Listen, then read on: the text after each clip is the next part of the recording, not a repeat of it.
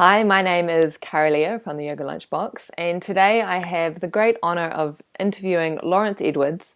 Lawrence is a neurotherapist, a psychotherapist, and he's an expert in the world of Kundalini, and it's a little bit unusual that he brings together the Western and Eastern side. So he's done all the psychology training in the Western model, and he's also got very grounded, very real experiences in Kundalini. So welcome, Lawrence. Oh, thank you for having me. I look forward to talking with you. Yeah, I'm really excited to speak to you. There's not a lot of people that really understand Kundalini inside out from those two perspectives. So can you Yeah, share a little bit about when your own mystical experiences began and when and why you got interested in Kundalini and psychotherapy? sure. Well, for me, it started when I was three, literally. So Wow. I started I had this experience of a lady of light coming and literally standing over my crib. And, I told my mother about it, my family, they all thought I was dreaming, but that vision and her presence had stayed with me. And then interestingly, many years, 15 years later, I was 18, I started practicing meditation and yoga, and she came back. And I had Mm, the same experience again, only more expanded. I write about this in my first book, The Soul's Journey, Guidance from the Divine Within. mhm, And then after I met Muktananda and started doing some those practices, I actually, unfortunately, wound up in a hospital and it looked like I was dying of a rather severe disease. And she reappeared again, mm, uh, and my life went on. mhm, Uh, and it was very much tied to the unfolding of Shakti Kundalini. mhm, And, and one of the things that I think has happened through my studies and practices in everything from Jungian psychology, and I was trained in that, to transpersonal psychology, to many years having trained in yoga and meditation. I trained as a monk in India. I also trained with Tibetan masters, with Chogyam Trungpa Rinpoche and others.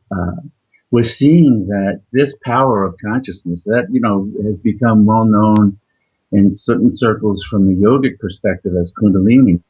It's this power of consciousness, and it's the power that mystics and lovers of the divine across all traditions tap into. mm, So it has many different names and called by many different names, from the great goddess to Inanna to Tara to Kali to Kundalini, and on and on. But it's this universal power of consciousness that can reveal and transform the body and mind so that we can then directly experience our union with that infinite divine. mhm, And it's been through my practices and my own experiences for many years being, very focused on doing meditation practices, yoga practices, chanting mantras, and going deeply into that.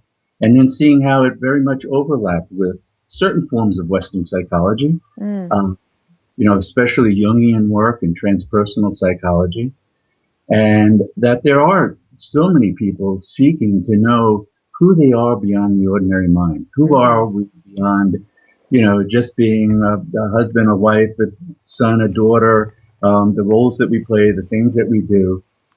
There's a deep longing to know what's beyond that. mhm, And really that power of consciousness that I think is innate to everyone and is our birthright to have it unfold is what brings us to that source. yeah, So Kundalini Awakening in the yoga tradition was really seen as the esoteric goal of all the classic forms of yoga. Hatha mhm, yoga, yoga, Raya yoga, Raja yoga, classic forms of yoga. They were all aimed at trying to awaken this power because it then spontaneously unfolds this extraordinary process for the individual and uniquely so. mhm. And it's been my privilege over many years to work with people from around the world going through those processes.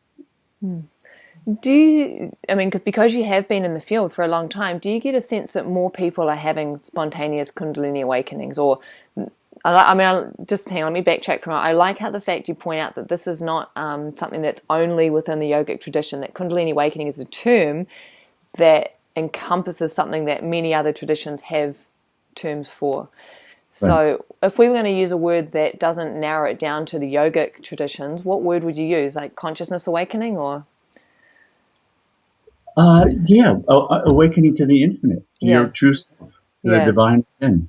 yeah. Okay, so let's call it Because that. I literally get calls. I've gotten calls from Christian monks in monasteries. I've gotten Mm, calls from Zen monks and Zendos, and they're having experiences, and their Zen master says, no, that shouldn't be happening. And there's an innate intelligence to yeah. this that goes beyond the mind. And when it starts to happen, there's a sense of knowing, wait a minute, no, I may not be, the right paradigm isn't showing up to help me understand, but there's an intuitive, Mm, deep sense that, whoa, something is happening here that's profound. yeah, that's beyond the mind. So Yeah. do you get a sense that more people are beginning to spontaneously wake up across all kinds of walks of life? I think, what's happening is the terminology for it is more there. So the Mm-hmm. understanding that there's experiences beyond the ordinary mind. They're not all, not all transpersonal or transcendent experiences are Kundalini. Mm-hmm. And so here's where kind of the academic or clinician in me sort of, you have to divide things up a bit, and I even did my PhD dissertation and research on Kundalini at Temple University, and really had to look at what goes on with that. And Mm. even in the yogic tradition, there are many different ways that through asanas, through pranayama, through dharana, through dhyan, through different practices where you can be moving prana, moving Mm-hmm. energy in the body. Yeah. Uh, and those can lead to experiences that are beyond the ordinary mind, but they're not necessarily at all Kundalini awakening. So So how? there's ways that we can begin to awaken to that there's a larger field of consciousness and a larger way of knowing, but it's not all Kundalini based. And Mm-hmm. even in the yogic tradition, it's said that by effort alone, by discipline and practice, that you could essentially move your consciousness up to all the way up to the Ajna chakra, Mm. uh, and still not necessarily have Kundalini awakening. Huh. So how All do you right, know? How do you discern the difference then between, say, prana moving and right. Kundalini awakening? What are the markers? Well, one of the primary ones is the spontaneity of it and the ongoing nature of it. Mm-hmm. So a lot of times when we're doing practices, and there are wonderful, powerful practices, because most of the yogic practices understand, so we have to take the big picture on yoga.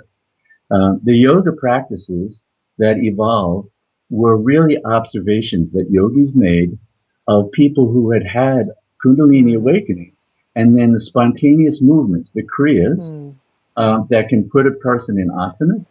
They can change and do pranayama spontaneously. Mantras emerge spontaneously. So in the form of like Laya yoga, dissolution into visions and colors and sounds.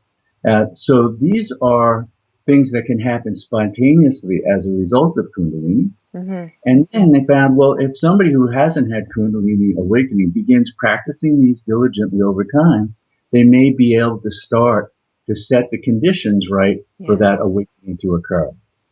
But what happens is when you're doing that, the movement and the energy and the unfolding and the evolution of that, in a sense, is still dependent on self-effort. There's still a lot of self-effort. Mm-hmm. So if you stop doing your yoga practice, stop doing whatever, things would start calming down again. Mm-hmm. And very often people have that experience, and they realize, oh, I really need to stay with my Yeah, practices. yeah. Uh, Kundalini awakening brings about a spontaneous component to that, where it's working from the inside, and things are happening, and it's one of the things that actually tends to freak people out, frankly. I mean, why people are often calling in a crisis is up until Kundalini awakening, even if we're familiar with doing yoga practices and things, the ego mind thinks it's the one running the show. I'm going to do this asana, I'm going to do this series, I'm going to do this much. Well, no, I'm busy today, or I got to take care of my kids. I'll just set it aside. The ego mind is the one sort of choosing and structuring and has a real sense of I'm in charge. That changes quite dramatically when Kundalini Awakening happens. Because now it's very clear that there's another whole power of this sublime divine force working within. And now actually the whole texture of sadhana changes. You know, the classic Kundalini yoga, meaning the yoga that evolves after Kundalini Awakening, not the brand name yoga. Not Yogi Bhajan, but true kind of ancient classic Kundalini yoga, which is based on awakened Kundalini. Now the ego mind has to make a really dramatic shift. And it's a shift that marks a change in the evolution of consciousness across thousands of lifetimes. Because up until that point, the ego mind in a sense is very self-serving. It wonders what it likes and what it doesn't like. You know, it wakes up in the morning and begins its to-do list. Like, you like doing this? I'd like to do that. I think I'll do that. I think I don't want to do that. I want to avoid this. That's what it does. Yeah. When it comes into that living presence of the divine, because that's what Kundalini is. It's the living presence of the infinite, the divine within us. Now the ego mind has to shift. And that's a dramatic change that it has to learn how to become the servant of that rather than the servant of what used to drive it up until then. The conditioned ways that we have learned from our families, our society, our culture, our gender, our roles, all those things. And now this is this extraordinary, highest power conceivable. It's actually unimaginable. The mind can go to what the real nature of that power is. And it's humbling. So if someone hasn't necessarily done a lot of practice and say they're still quite bound, their mind is quite bound, a lot of samskaras, a lot of, right? And Kundalini Awakens, within that context, is that where you get a lot of Kundalini crisis in terms of it can look like a psychotic break, or it can cause a lot of anxiety, or it can come out as physical illness? Right, yes. And it's interesting because, you know, our sense of something spontaneously happened, all that means is, you know, our awareness is extraordinarily limited. And what is spontaneous in that moment to awakenings, and I hear from people all the time, of course, who said, I've never done a single practice. I've never done anything. Why is this happening to me? And they are not aware of all the lifetimes that went before this lifetime. And one of the things that's known is that all our practice in any tradition, it too is making some scars. It too is making positive impact and leaving positive impressions. And in yoga, there's a term. Yogi Bhrashta is a person who didn't complete yoga to the point of union and the highest samadhi, and they're reborn. But they're reborn now with those hidden samskaras of past lives of practice. And so what is a spontaneous awakening and can seem unrelated to anything a person's doing in this lifetime is really what you're seeing is the fruit of past lives of that kind of discipline and that kind of work, and that kind of happening, as well as the other karmas that they came into this life to work through.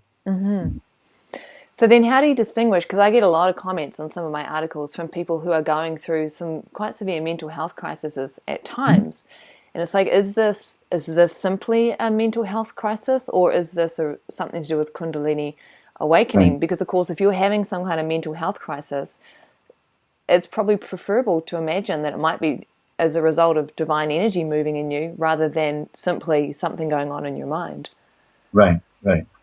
And that too I mean, I get those kind of contacts. I get contacts from people not long ago, somebody emailed me from within a mental institution in Europe asking me, couldn't I talk to their psychiatrist and really tell them that he's absolutely fine and he shouldn't be on medications and they should let him go. And the truth is, those things can be occurring simultaneously. So there have been times, you know, I've managed ashrams and helped run a clinic and mobile hospital in Ganeshpuri, India, for Muktananda, and a big ashram there. And in the clinic, we were often dealing with people who were being overwhelmed by Kundalini processes. And some of them also had, at the same time, mental illness. Right. And so they need to deal with both effectively. And it's part of what I write about in the book, Awakening Kundalini. I have this one. Radical Freedom. Yes. And because we really have to be able to take a very integrative approach, because it's a couple of things that can go on. One is a person may have had a history, meaning they've had some scars that they came into this lifetime where they may have some kind of mental illness. Other people might have some kind of physical illness. I mean, we don't come in necessarily as perfect yogis ready to sit in, lotus posture and go into samadhi with Kundalini. We come in with what this vehicle and its karma brought with it. And so rather than an either or, because the mind often gets into this, well, it's either one or the other. And unfortunately, my colleagues, clinicians in my field, as you know, I'm a psychotherapist, I'm a faculty of a medical college and other universities, and I'm often trying to help people bridge paradigms and say, two things can be going on simultaneously here. Very profound, meaningful experiences that unfortunately that individual's mind may not have the strength, the container to hold, and that's why it come out as psychotic or disintegrative rather than leading to higher integration. And they need that help without stripping away the profound meaning of what those experiences might be. I mean, this is part what drew me to Jungian psychology, and for many years early on in my career, I helped to run a private Jungian psychiatric treatment center. And Carl Jung, he noticed that even individuals with no spiritual background whatsoever, often when they were having a psychotic breakthrough, these archetypal experiences, these huge kinds of experiences of visions and dreams, however disorganized they might be for the individual, they're coming from a deep layer of the psyche, and they can be profoundly meaningful and even overwhelmingly meaningful. And so very often, even in that psychiatric institute that I ran, we would have to walk the fine line of saying, yes, these are meaningful kinds of visions you might be having, and you need to be able to get up in the morning and get dressed and brush your teeth and relate to people and do all these different things, because this vehicle has to function in the everyday world. And so it's not an either or, but quite challenging, and it takes, it takes finding the right, if somebody's having mental health issues, finding the right mental health person who can at least respect their experiences, that they can have a valid transpersonal aspect to them, even while they're working on how do I get grounded, how do I get functional, how do I live my life. Because Western psychology has tended to completely discount the spiritual and the energetic and totally. So is that beginning to change? Like in your field, what do you see? Do your colleagues think that you're crazy sometimes because you're working on both of these aspects, or is it becoming more accepted or more understood? No, it's yes, it's becoming more accepted, and more means it's gone from 0.01% to 0.02%. Okay, so we've got a long way to go, right? There's still many clinicians who, they marvel at how I can, they say, you look so normal, Lawrence. And what to do. Does it make them question their own paradigm? The fact that some do. You present so normal and you're so rational and so grounded, and you can present this. Yeah. And, I work at New York Medical College. I teach typically fourth-year medical students who have a complementary alternative medicine elective. And a lot of the focus of my teaching as a part of that is on biofeedback, neurofeedback, and self-regulation. But self-regulation, all of yoga is self-regulation. Yeah. It's an ancient and quite extraordinary method of self-regulation, and all of meditation is self-regulation. And why it's gotten so much press these days is because there are also these health benefits. It'll lower your cholesterol, it'll change your brainwave patterns, it'll do all these different things that I go through, for hours the research on, and say, in the end, when you're looking at all the sum total of all those benefits, we have to understand that what's being worked with is attention. Yeah. The sole impact that is resulting in all these different changes, physiologically, psychologically, neurophysiologically, metabolically, is all coming from being able to control your attention and direct it in certain specific ways that changes our body, changes our mind, changes our experience of reality. And that's why, the yogis, the Zen masters, the Tibetan masters all knew attention, attention, attention. The most important thing is attention. And what are we doing with that moment by moment? Because what we invest our attention in is what we become. So then once Kundalini awakens and begins to move, what is its purpose? What is it doing? How does it show up? What does it look like in an ordinary life when Kundalini is now awake? Right.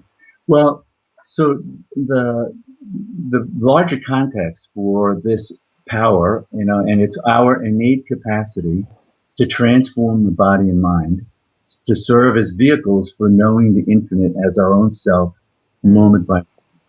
And so Kundalini is the power of revelation and transformation. And that's what it does from the moment it awakens. It's working on transforming the body, meaning it's clearing, it's purifying, it's opening channels both on a subtle body level. So in the subtle body, that's what we think of in terms of nadis and chakras. Subtle body is in part what acupuncture works with. And so there's a subtle physiology to it. It's not concrete. It's not the blood vessels and nerves and the physical body. But we have to remember that the physical body and the subtle body are created by Kundalini. They are Kundalini. Even in our state of unawakened Kundalini, that aspect of Kundalini is awake. That's why it's thought of as having two kind of faces. One is the ordinary face of Kundalini, is literally what creates the body, sustains the body, is the body, and all its functioning is the mind, all of its psychology. Everything is one dimension of Kundalini. But it's the dimension of Kundalini that is completely connected with exploring the world of limited identity. Being identified with, I'm a man, I'm a woman, I'm this, I'm that, those things. That's consciousness taking on that experience and exploring what it's like. Now, across the evolution of our individuality, across literally millions of lifetimes, we come to a point where we've explored all we need to explore on that, and it's time for that cycle to begin to shift. That's really the time of ripeness in the soul's journey, where the spontaneous awakening of Kundalini, meaning people begin to get interested in spirituality, in meditation, in things beyond the ordinary realm of experience. Not everybody is in that part of the journey. Kundalini Awakening is not meant for everybody, because they're not ripe. You can't force a fruit to ripen on the tree. When it's ripe, it drops. And in a sense, that's also true for how our soul matures. And then when Kundalini is awakened through practices and through dedication and various, everything from prayer to pranayama to all the different things across traditions that will do that, it then continues that work on a level that the mind can't act on. The mind has its limitations. The mind trying to get free of itself is like us trying to jump over our shadow. It's simple. But it takes a force of grace, a force of transformation and revelation that is the power of the divine. Just as the power of the divine created our sense of individuality and being locked into it, that was an accident. She created that. And she's the only one who can set that free.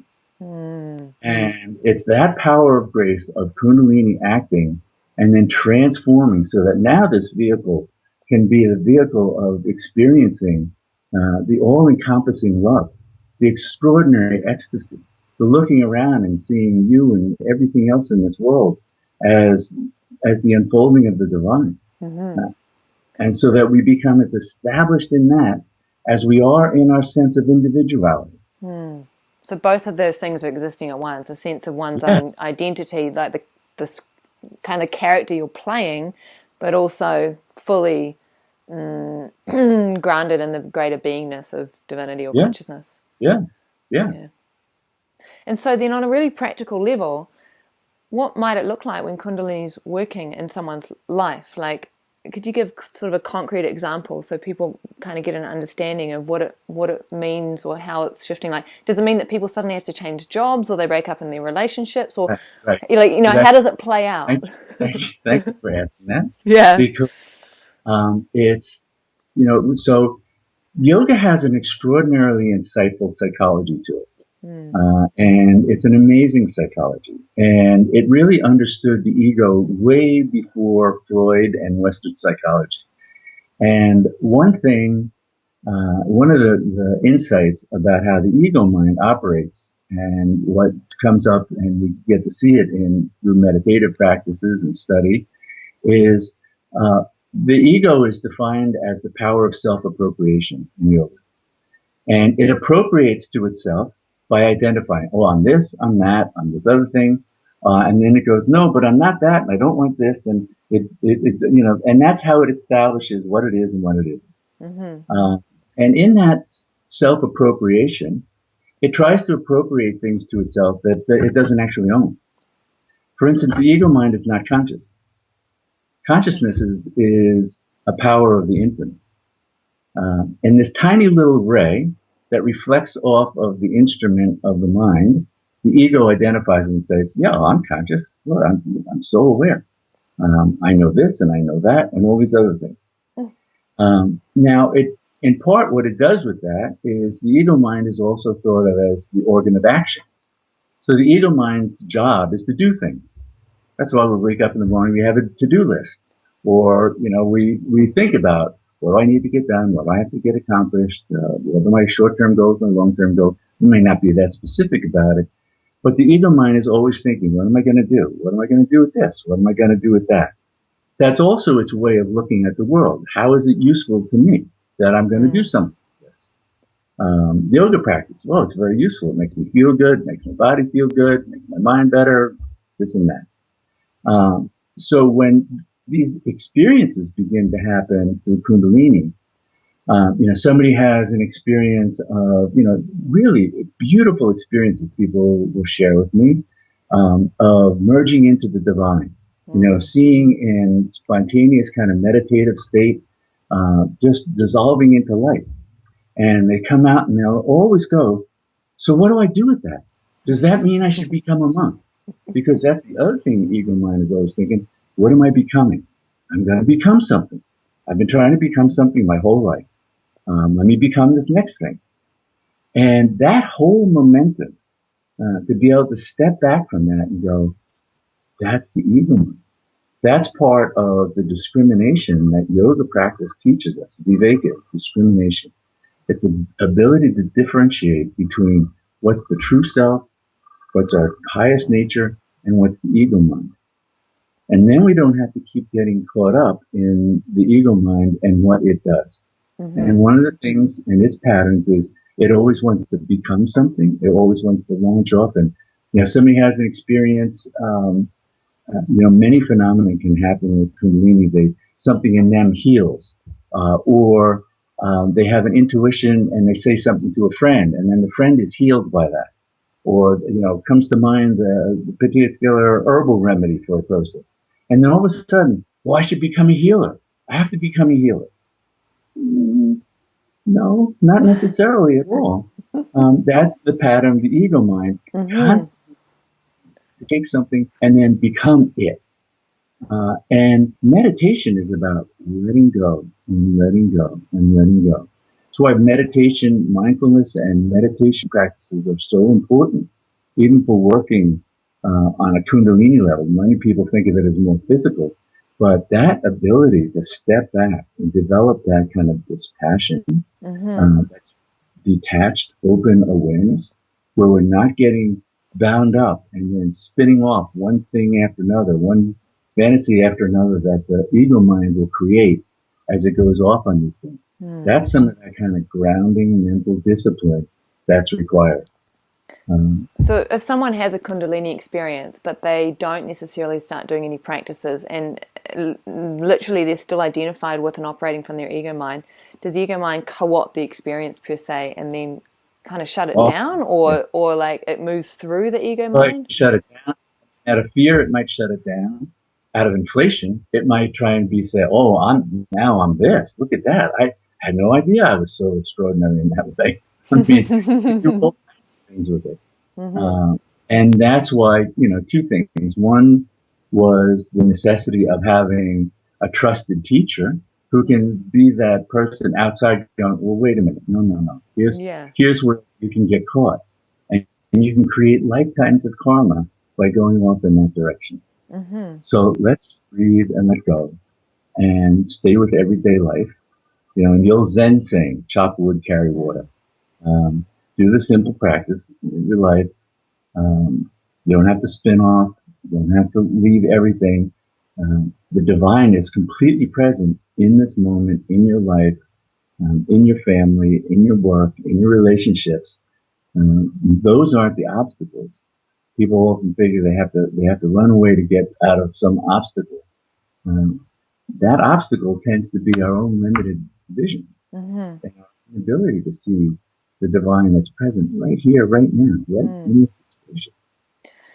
The irony, though, is that even though yoga itself has exploded worldwide and meditation, what I've noticed in the yoga world in particular is that very few yoga teachers have any understanding of Kundalini, let alone have worked with awakened Kundalini. So to try and find a teacher who's had that experience can be extraordinarily difficult. Like, how does one do that? That's hard. I mean, I get that Yeah, question all the yeah. time, and uh, it's uh, it's difficult. There's no easy answer to that one, is there? There isn't. And I've known even people in quote unquote the Kundalini yoga world, who have never seen or experienced Kundalini themselves or seen it in anybody that they've been teaching. And one teacher I know has been teaching Kundalini yoga he studied with Yogi Bhajan from the 1970s on. He said, I've never seen anything that you're talking about. You don't Yeah, know what any of it. I know. And it's that, which is why real Kundalini awakening was seen as such a rare form of grace. But finding individuals who are trustworthy, there are a lot of people who have opinions. I deal probably as much with Kundalini as I do with the outcomes of bad teachers, Yeah. people who turned out to be either not trustworthy or, for their own. They got caught up in their own experiences and have wound up in kind of a psychic inflation and ungrounded. And they even might be very well meaning, but they still are not knowledgeable. They're not practiced. They're not grounded. So if you're looking for a worthy teacher, someone who's worthy of you, how do you discern? What markers do you look for in someone to help you with the Kundalini experience? Right. Well, there's certainly one tool I often recommend is Google the person. Yeah. You'd be surprised. I know people who've gotten involved with a teacher and I said, did you Google him? Yeah. Well, and then they did, and they found, they were written up for, sexual abuse and, financial abuse and all that. I said, okay. So just on a practical level, that's at least useful doing. Yeah. But it's, the traditional way was you got to know the teacher. I mean, here's somebody you're thinking of entrusting your life to in many ways, your spiritual life in deep, profound ways. And a genuine teacher, that is such a unique and extraordinarily beautiful connection that it's revered in scriptures and texts from many traditions. Extol how beautiful and profound that relationship can be, but only if people are dharmic. Only if the teacher is dharmic, and only if the student is dharmic. So part of it is the student needs to exercise discrimination. This is one of the things I write about in that as well. You have to be able to really look and see, what's this teacher teaching? What are they about? Do they live those teachings? Do they walk the talk? What do other people say about this person? Or if you hang out with them, what's the feeling you get? What's the feeling other people get? There's been so much abuse and people Mm. taken advantage of in these kinds of teacher-student relationships, even in just the yoga world. A yoga teacher becomes a big hotshot teacher, and then they get psychically inflated, and suddenly they're taking advantage, and all kinds of things are going on behind the scenes, and then finally not so behind the scenes, and the whole thing collapses. So it can take having that kind of almost wariness. You Yeah. want to Be really, skeptical. yeah, you want to at least question, Yeah. what's going on? What are this person's, where's their integrity? Where's their accountability? Certainly in my field as a professional, well, there's licensing, there's malpractice, there's all kinds of standards you have to Mm. answer that in part evolved because long ago psychologists and psychotherapists took advantage of people, and Yeah. from what you read, they still do. But there's backup, and there are legitimate ways for being able to pursue that. Mm. And it's in the spiritual world, it's just a wide open field, Yeah. and it's more and more incumbent upon then the student to really be studying. They need to study and understand, not just that prospective teacher's understanding, but become familiar with what's the basis of yoga. What's the basics of these kinds of philosophies? Because in it is a profound sense of dharma. Mm. Dharma is a word for sort of living the virtues and living and upholding what's right and right action in the field. Mm-hmm. And people have to be dharmic, and their life should look dharmic. And yeah, it can be fun to hang out with somebody who's not so dharmic. You want to, So, given that it is difficult to find a genuine teacher at times, is it possible, once Kundalini has awakened, to walk this path without a teacher? And if it is possible, how do you do that so that you're really embracing and working with the process and not right? getting caught up in those, spiritual cul-de-sacs like inflation? Or I'll be honest, I don't think it's possible. you don't think it's possible? There are times you have to do it. It's like Buddha. Buddha said, you need the three, the three pillars, Mm-hmm. the teacher, the sangha, and the teachings. Mm. He was just a brilliant teacher and helped clarify it. That's true of all yoga. Mm-hmm. There are these three, often called the three legs of the stool. A stool with two legs you can't stand on. You need at least three. Yeah. And so that's both a community of people because they help reflect back to you. Are you getting off? Are you getting lost in things? Mm-hmm. Too often people get isolated, and that's where they can get deluded. The deeper aspects of yoga and meditation are so much about transformations of consciousness and mind Mm.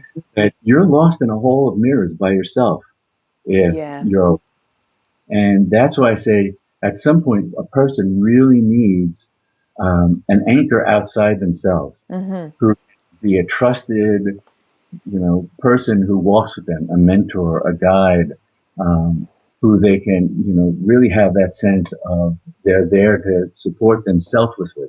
So Mm-hmm. one of the qualifications for, a dharmic teacher was a kind of selflessness. They're not in it for you. They don't want anything. They're just there to help. They don't have an agenda. Mm. But without that, yes, just like Buddha said, yes, even if you don't have a sangha and you don't have a teacher, you have teachings and you have practices, Mm-hmm. and you do your best to really get grounded in those, Mm. and so really study, and that's where it's at least helpful to really deeply study. That's why on my website, The Soul's Journey, there's like a bookstore. Well, it's all the books in there are recommended readings related to how you can deepen your understanding and discrimination for practice. Mm-hmm. And it covers everything from poet saints, from different traditions to texts on yoga to things about the brain and psychology. Because all of these things can help us develop a more integrated, grounded perspective. Mm. So taking that kind of, okay, here's a, it's a monumental task. And maybe you find a few trusted teachers who are authors that you like, or people you go to from, there's people who come to see me once in a great while. That's all it works for them. Or they do a session once in a while. So it doesn't necessarily have to be the kind of teacher where you're touching base once a week or even once a month. Right. No. No. So there can be times when a person is in going through, very tumultuous, energetic experiences, and so, like for instance with myself, they might work with me more frequently, and then those things taper down, and they've got their practice and they've got their understanding, and things are going well, and I may hear from them once every several months. Yeah, and that's what they need. That makes sense. So just what you said there about the 3 pillars, I think this will be a good way to wrap this up actually, because that kind of encompasses like so say you've got no practices, you've got no real interest in spirituality, and all of a sudden, bang, you have this Kundalini awakening and all these freaky things are happening to you. Right. And if you're going to embrace it, to recognize that those 3 pillars are what's going to support you. So to immerse yourself in teachings, and they don't necessarily have to be yogic teachers though, do they? Find teachings that are reliable. I mean, that's what I put that list up, because so many times people would come to me and go, there's 1 million books listed on the web around Kundalini. What are reliable, grounded sources? And so I put together a list, and there are many different authors and different texts and scriptures from different traditions, but they're the ones that are grounded, that are integrated, that have deep understanding, so that you can start to go, this is what you need, reliable sources. Yeah. Even if you're going to study, what's a reliable source to study? Not just, type in Kundalini in Google and... Who knows where you'll end up. I know, I've done that. Okay, so you find reliable sources for teachings and you study those teachings, and then you find Sangha or community. So you're setting up with people who can understand. It doesn't necessarily mean that they're awakened themselves, does it? But it means that they're able to hold you in that space. Right, and it may be from different traditions. There's people, their Sangha is a Jungian study group. Their Sangha is a Unitarian church that they go to, and there's people from different kind of spiritual perspectives in there that help to understand and validate that there's ways of seeing the world and being engaged in the world, not from consumerism, not from materialism, but from a deeply and profoundly meaningful place. So you find what resonates with you. It might be a Zen community. It might be a Tibetan Buddhist community. There's not a prescription. It has to be only this. Yeah. Because Kundalini is this power of revelation that works through all these different traditions. But it's having that sense, and this is one thing that I really love about people who begin to have those awakening experiences. They become like attuned to where's the Shakti. Where's that? Yeah. I sense that. And I know when that's there. And it may just, not particularly look like yoga, but they can sense that deep spirituality. I've seen it in, some beautiful churches that I've gone to, and others not so much. So it really depends what resonates with you in that way, because it's present in the Christian tradition, in the Jewish tradition, Buddhist tradition. It's present everywhere. Yeah. Okay, so we've got our teachings, we've got our community, and then finally find a teacher when you need one who is reliable and grounded and integrated. Trustworthy. Don't settle for abuse. There's people, now I've heard some teachers saying, they've transcended rules. They've gone beyond. And all that means is they're giving themselves license to act out sexually or abusively and everything else. Really look at a person and do they embody what you want to see? And one of the real signs of somebody who is evolved is really about humility. Is a person who's just willing to be there for you and serve the community or serve the people that come to them. And there's that kind of sense that they're not just trying to look for mirrors for themselves. Can you just extend that last little point? They're not just looking for mirrors for themselves. Well, too often, and you'll see this, you'll see teachers, they're looking to have reflected back to them what they're looking for. positive regard, adoration. You're so wonderful. You're so high. That the teacher is supposed to be uplifting the people they work with, that they can really see the divine in the others and say, no, it's all about knowing the divine in you. Yeah. Not, I don't need to hear that. I know that in me. I don't need to hear that. I'm absolutely sure of that. But can you know that and know that in its fullness of glory and see what an exceptional, unique facet of the divine that you are? That's what you want to know. Yeah. Beautiful. Lawrence, thank you so much for taking the time to share your understanding and expertise and just your presence, really, in this interview. It's been a delight to speak to you. Oh, my pleasure. Anytime.